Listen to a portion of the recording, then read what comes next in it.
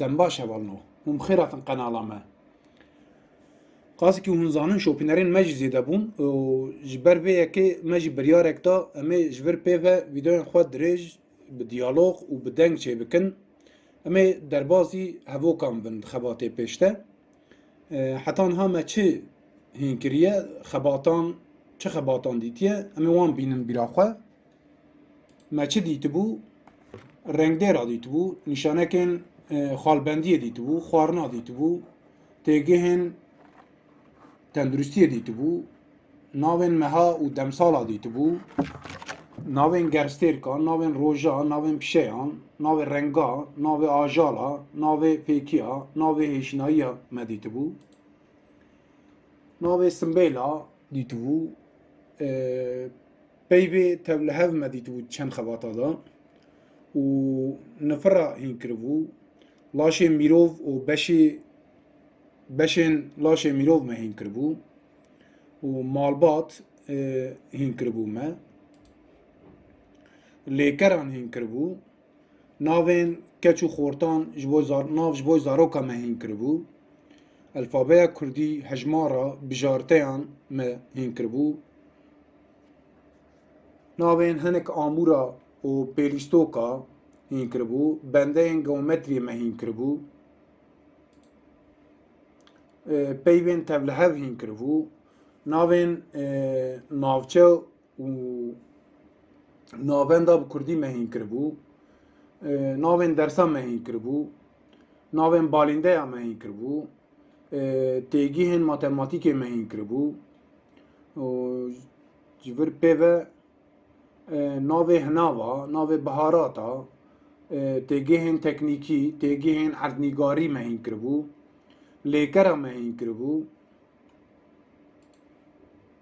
gotinên rojane me xebatek di xebatê xwe da hîn kiribû, têgihên werzîşê yanî sporê me hîn kiribû, navên karbend û pişeyan me hîn kiribû, di Kurdî de dem û têgihên dema me hîn kiribû û dema boriya têdeyî, dema bê, dema niha me vana di Kurdî de dema hîn kiribû. Me peyvên tevlihev, hevokên tevlihev hîn kiribû, navên kulîlka hîn kiribû, diyalogên dan û standinê hîn kiribû. Em ê îro jî diyalogên hevnasînê hîn bikin. Silav.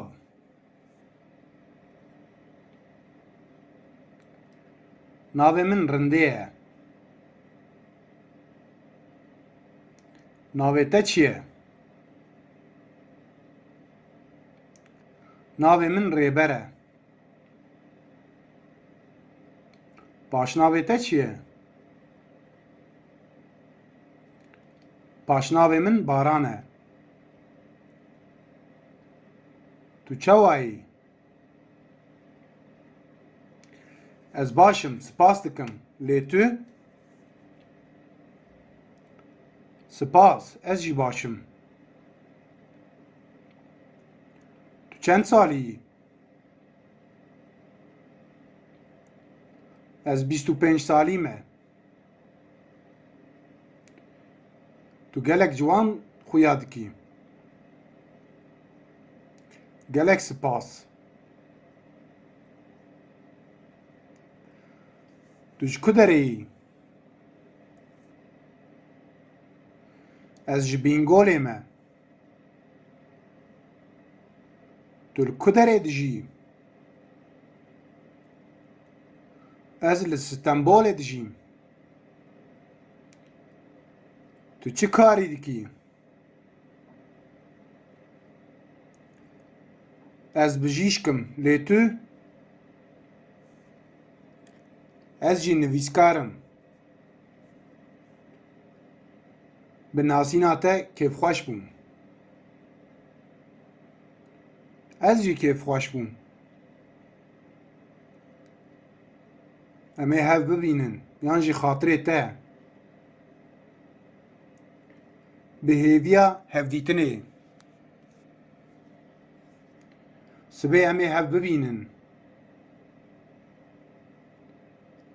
Oxir be. Rêya te vekirî be. Spas.